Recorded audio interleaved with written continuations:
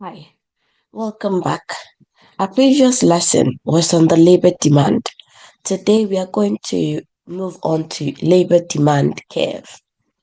So the labor demand curve is a graphical representation of how many workers employers are willing and able to hire at a given wage rate. Now we've seen from our previous example that the labor demand curve is downwards sloping.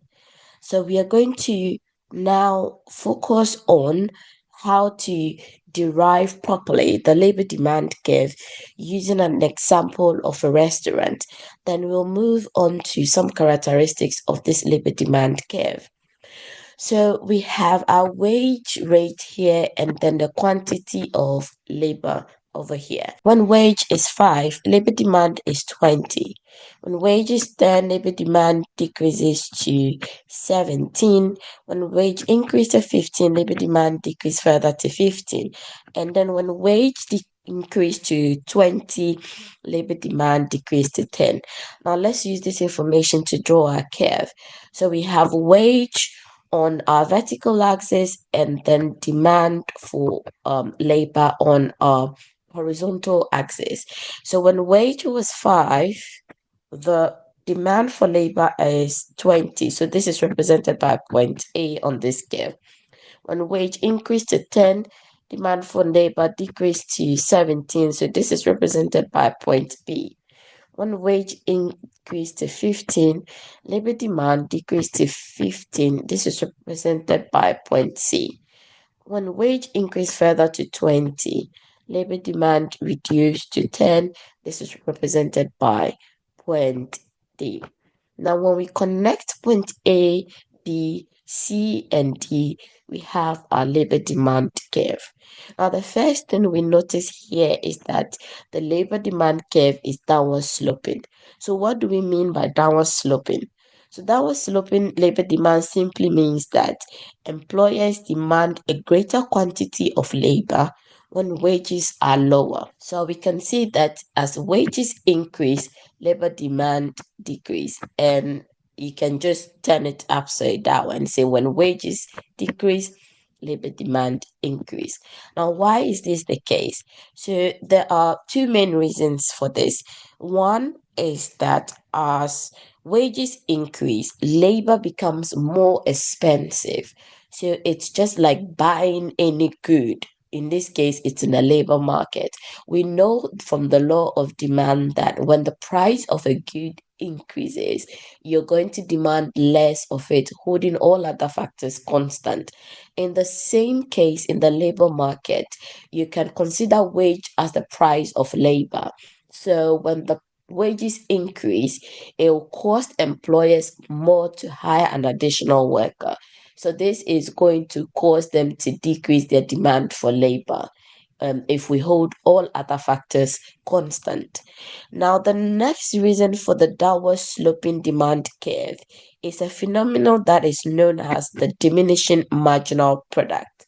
Now, what is the diminishing marginal product? This comes in play because as more workers are hired, the additional output produced by each new worker typically decreases.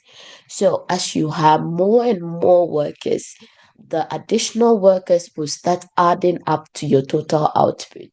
And it will get to a point where any more worker that you hire, they might bring an additional increase to the total output, but then that increase will start to diminish. Now, let's look at this in detail. It simply means that as more of a variable input, such as labor, is added to a fixed quantity of other inputs, then the additional output produced from each additional unit of the variable input will eventually decrease. So typically when we are looking at input, we have a variable input, which is usually labor. And then we have a fixed input, which is usually capital. So if you have a fixed input and you keep adding and adding an additional variable input. The diminishing marginal product says that the total output is going to increase, which means that more and more and more output is going to be added. But then it will get to a point where that increase will be at a decreasing rate. So we will see an example of this in a few minutes. So remember that the marginal product of labor is the additional output or production gained by employing one more unit of labor while keeping other inputs constant. So initially, as more workers are hired, the total output tends to increase at an increasing rate, leading to a rising marginal product. However, due to the fixed quantity of other inputs such as capital or technology, there comes a point where adding more units of labor leads to diminishing marginal returns. So this means that each additional worker contributes less to the total output than the previous one did. So the efficiency of labor starts to decline. Now, as the marginal product of labor diminishes, firms will be willing to pay less for each additional unit of labor. So this is why the diminishing marginal product leads to a downward sloping labor demand curve. So if you are hiring more and more workers and the additional workers are bringing something less and less and less, then as an employer, you're definitely going to be willing to pay them less and less and less.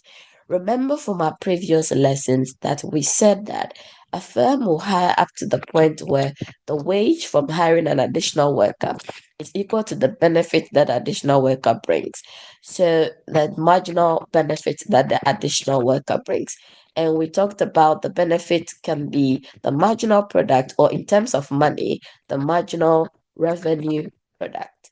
So if the law of diminishing marginal product means that as you have more and more people, there's marginal product, which in turn influences the marginal revenue product, it decreases, then it means that as an employer, if the benefit of hiring an additional worker decreases at some point, then you would definitely be less and less willing to pay more for that additional worker.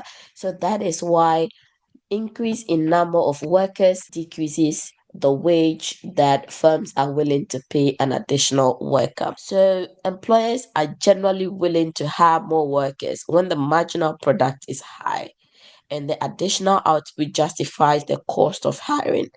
But as the diminishing marginal return sets in, the value of each additional worker to the firm decreases, which leads to a decrease in the firm's willingness to pay the additional worker. Now, let's look at an example of this. We have the number of workers, we have the total output, and the marginal product. So let's consider a farmer cultivating a fixed size field and is using a fixed amount of capital, such as tractors and irrigation system. So the variable input in this case is labor, which is the number of workers. So we see that when the farmer had one worker, the total output was 40. When the farmer increased the number of workers to 2, total output increased to 90. When the number of workers increased to 3, total output increased to 150.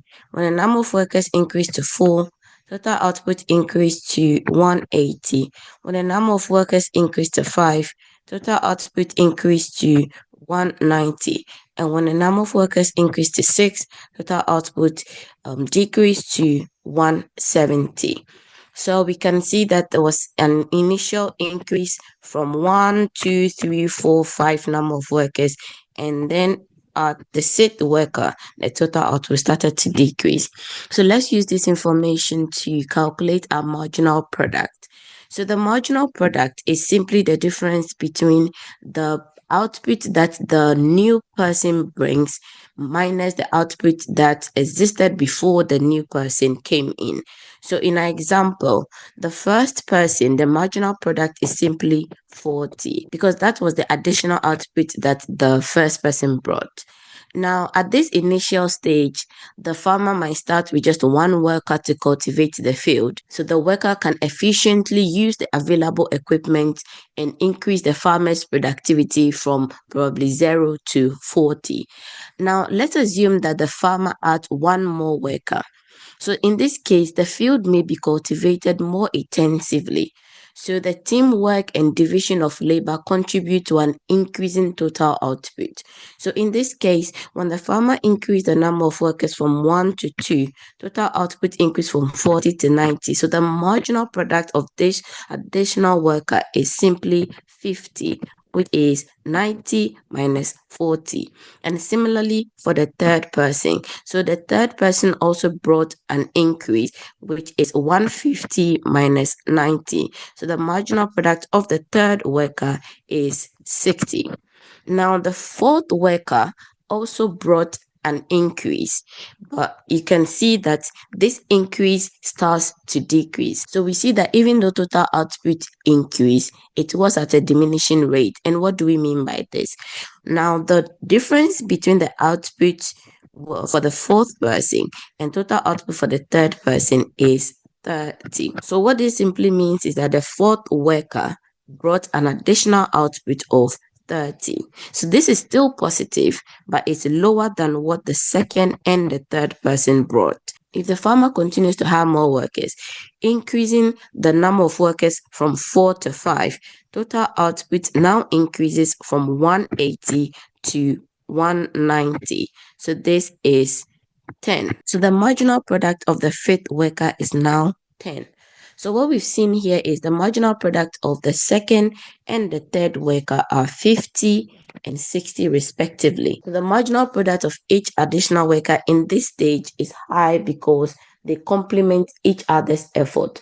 So then there comes a point where the field is being effectively cultivated and the addition of more workers continue to increase total output, but at a diminishing rate. In this example, the diminishing marginal return set in when the fourth worker is hired. His marginal product is 30, which is lower than the third worker's marginal product. Now, the fifth worker's marginal product is even lower and is also 10. So if the farmer insists on adding even more workers beyond this fifth number of worker, then the field may be overcrowded. So workers might even start to get in each other's way, leading to inefficiencies. Now, at this point, the marginal product of additional workers could even become negative, as seen with the sixth worker in this example. So for the sixth worker, the marginal product that they brought is something negative. Now we see this as a difference between the total output for the fifth worker and the total output for the sixth worker. So we have 170 minus 190, which is minus 20. So in our example, at the initial stages when only one worker was hired, the field was being effectively cultivated. Now the second and the third person also improved on that effectiveness, but it reached a point where the field was being optimally cultivated. Now, even though an additional worker brought something positive to the market, it was at a diminishing rate. And in this example, this was at worker 4 and worker 5. If the farmer insists and goes beyond this worker 5 and employs a sixth worker, then we move into the case of inefficiency, where the marginal product that the next person brings is negative, which is minus 20 in our example. So this is an example of a typical diminishing marginal product, where adding a variable input to a fixed input initially increases output. It gets to a certain threshold and starts to decrease. Now, if the variable input is still being added to the fixed input after the optimal level, then we have inefficiency occurring and the total output now starts to decline. So this is all that we have on our lesson on the labor demand curve and diminishing marginal product. Our next lesson will be on shift in the labor demand curve. If you enjoyed today's lesson, consider subscribing. Thank you.